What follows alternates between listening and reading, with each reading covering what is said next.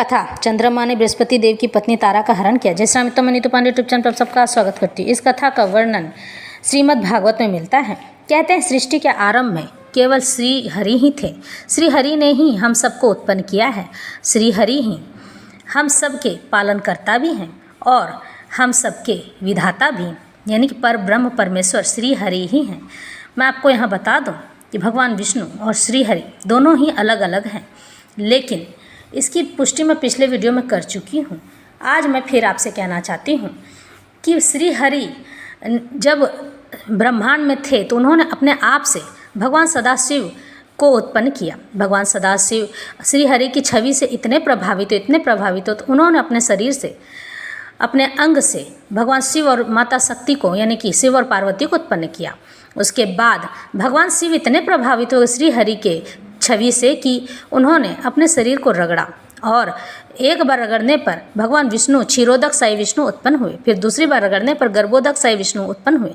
तीसरी बार बाएं हाथ को रगड़ने पर कर्णोदक साई विष्णु हुए, जो कण कण में भगवान बसते हैं। और जब तीनों उत्पन्न हो गए तो तीनों को तीनों के काम में लगा दिया गया, यानी कि क्षीरोदक साई विष्णु भगवान क्षीर सागर में विराजते हैं। गर्भोदक साई विष्णु जिसके घर में ब्रह्मांड है, कर्णोदक साई विष्णु जो हम सबके कण कण में विराजमान होते हैं, उनकी छवि, इसीलिए भगवान विष्णु ही भगवान शिव की आराधना करते हैं, यानी कि भगवान शिव को पूजते हैं। और इसी कारण से इस ब्रह्मांड में भगवान शिव को सर्वप्रथम का दर्जा प्राप्त है। तो इसलिए एक एव पुरा वेदः प्रणवः सर्ववांगमयम् देवो नारायणो नान्य एको अग्निर्वर्णम एव च। परीक्षित त्रेता युग के पूर्व में सतयुग में एकमात्र प्रणव ओमकार ही वेद हुआ करता था। सारे वेद शास्त्र उसी के अंतर्भूत थे।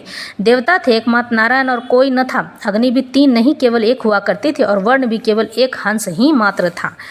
तो सुखदेव जी कहते हैं, परीक्षित अब मैं तुम्हें चंद्रमा के पावन वंश का वर्णन सुनाता हूँ। इस वंश में पुरुरवा आदि बड़े बड़े पवित्र कीर्ति राजाओं का कीर्तन किया जाता है। सहस्त्रों यानी कि हजारों सिर वाले विराट पुरुष नारायण के नाभि सरोवर के कमल से ब्रह्मा जी की उत्पत्ति हुई। ब्रह्मा जी के पुत्र हुए अत्रि ऋषि। वे अपने गुणों के कारण ब्रह्मा जी के समान ही हुआ करते थे। उन्हीं अत्रि के नेत्रों से अमृत में चंद्रमा का जन्म हुआ। ब्रह्मा जी ने चंद्रमा को ब्राह्मण, औषधि और नक्षत्रों का अधिपति बना दिया था। उन्होंने तीनों लोकों पर विजय प्राप्त की और राजसूयज्ञ किया।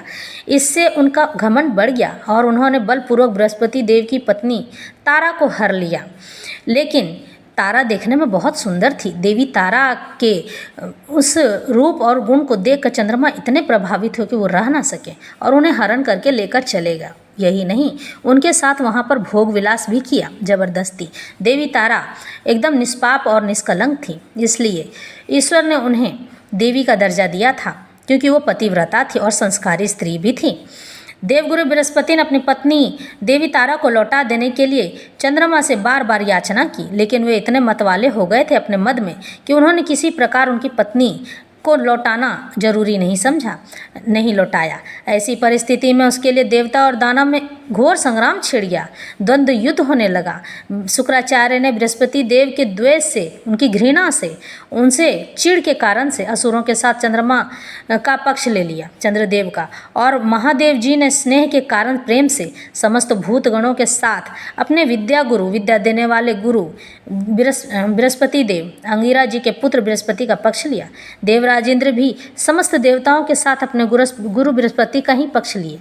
इस प्रकार तारा के निमित्त से देवता और असुरों का संहार करने वाला घोर महासंग्राम आरंभ हो गया। देव और दानव में इतना द्वंद्व युद्ध होने लगा कि युद्ध रुकने का नाम ही नहीं ले रहा था। इसके बाद अंगिरा ऋषि ने ब्रह्मा जी के पास जाकर कहा, यह युद्ध अगर बंद कराने की प्रार्थना की। अगर यह युद्ध बंद ना हुआ तो विनाश हो जाएगा। इस पर ब्रह्मा जी ने चंद्रमा को बहुत जाकर डांटा और फटकारा और देवी तारा को उसके पति बृहस्पति देव के हवाले कर दिया। जब बृहस्पति देव को यह मालूम हुआ कि देवी तारा तो गर्भवती है, तब उन्होंने कहा, हे दुष्टे, मेरे क्षेत्र में, मेरे जगह पर आकर यह तो किसी और दूसरे का गर्भ है, इसे तो अभी त्याग दे, तुरंत त्याग डालो। डरो मत, मैं तुम्हें जलाऊंगा नहीं, मैं तुम्हें कुछ भी नहीं करूंगा, क्योंकि एक तो तुम स्त्री हो और दूसरे मुझे भी तुमसे संतान की कामना है। एक उत्तम संतान तुमसे मुझे प्राप्त करना है, क्योंकि तुम देवी हो और निष्कलंक भी हो। देवी होने के कारण तुम निर्दोष भी हो। अपने पति की बात सुनकर देवी तारा अत्यंत लज्जित हुई। उसे शर्म आने लगी कि मैंने नहीं कुछ किया है और चंद्रमा ने मुझसे ज़बरदस्ती करके ऐसा किया है। उसने सोने के समान चमकता हुआ एक बालक को अपने गर्भ से अलग कर दिया। उस बालक को देखते ही बृहस्पति देव और चंद्रदेव दोनों ही मोहित हो गए और चाहने लगे कि यह हमें मिल जाए, लेकिन यह मिले कैसे। दोनों एक दूसरे से लड़ने लगे। चंद्रदेव कहने लगे मेरा पुत्र है, और बृहस्पति देव कहने लगे यह तो मेरा पुत्र है। लेकिन इसका जवाब तो केवल देवी तारा के पास था, और देवी तारा से पूछने पर वह बताती नहीं थी। अब वे एक दूसरे से इस प्रकार जोर जोर से झगड़ा करने लगे कि यह तुम्हारा नहीं, मेरा पुत्र है, इसे मैं ले जाऊंगा। ऋषियों और देवताओं ने तारा से पूछा कि हे देवी, बताओ यह किसका पुत्र है। लेकिन देवी तारा ने लज्जावश कोई उत्तर न दिया। वो इतनी शर्म से लाल होने लगी कि उन्हें अच्छा नहीं लग रहा था कि यह मैं क्या कहूँ, किस तरह से कहूँ। बालक ने अपनी माता की झूठी लज्जा से क्रोधित होकर कहा, हे दुष्ट स्त्री, तुम बतलाती क्यों नहीं है? तो अपना कुकर्म मुझे शीघ्र से शीघ्र बतला दे। उसी समय ब्रह्मा जी ने देवी तारा को एकांत में बुलाकर बहुत कुछ समझा बुझाकर प्रेम से पूछा, हे पुत्री, बताओ तो सही, यह किसका पुत्र है? अगर तुमने न बताया तो यह विवाद बहुत बढ़ जाएगा, और बढ़ेगा ही नहीं, फिर से युद्ध का रूप ले लेगा। यह युद्ध इस बार विनाश लेकर आएगा कि एक संतान के कारण दो लोग लड़ रहे हैं। तब तारा ने धीरे से कहा कि चंद्रदेव का, इसलिए चंद्रमा ने इस बालक को ले लिया। परीक्षित, ब्रह्मा जी ने उस बालक का नाम रखा बुद्धदेव, क्योंकि उसकी बुद्धि इतनी बड़ी और गंभीर थी। ऐसा पुत्र प्राप्त करके चंद्रमा को बहुत ही आनंद हुआ। इस तरह से देवी तारा के साथ जबरदस्ती करने पर चंद्रमा का एक पुत्र हुआ, जिसका नाम था बुद्धदेव। बुद्धदेव हमारे ग्रहों के राजा भी कहलाते हैं। इन सूर्यदेव के बाद बुद्धदेव कहलाते हैं राजकुमार। ग्रहों के राजकुमार कहलाते हैं बुद्धदेव, और कहते हैं कि हमारे कुंडली में बुध जिनका मजबूत होता है, वह तो अपने हर कार्य में, हर क्षेत्र में उन्नति करता है।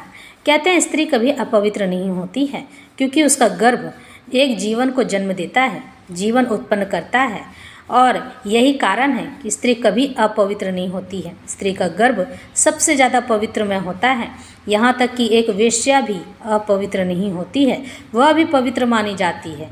लेकिन आजकल क्या ही कहें, स्त्री अपने आप का अस्तित्व खोती जा रही है, क्योंकि वह अपने आप को नगण्य दिखाने में इतना व्यस्त होती चली जा रही है कि उसे लगता है कि हमें नगण्य कोई देखेगा, आधे वस्त्रों में देखेगा तो वह प्रसन्न हो जाएगा और हम पर मोहित हो जाएगा।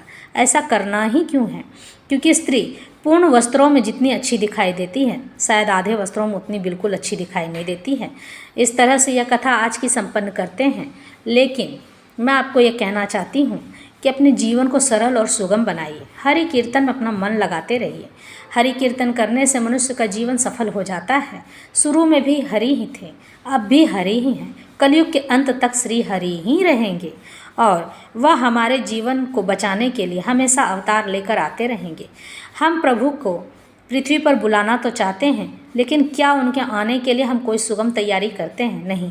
उनके आने के लिए एक सुगम तैयारी यही है कि हम उनकी भक्ति को इतना बढ़ा दें कि जब वो इस पृथ्वी पर आएँ तो प्रसन्नतापूर्वक ही रहें और हम उनका पूजन करते रहें। ईश्वर हमें अपना बना लेते हैं अपनी भक्ति करने पर। तो यह कथा यहीं संपन्न करते हैं और आज की वार्ता भी।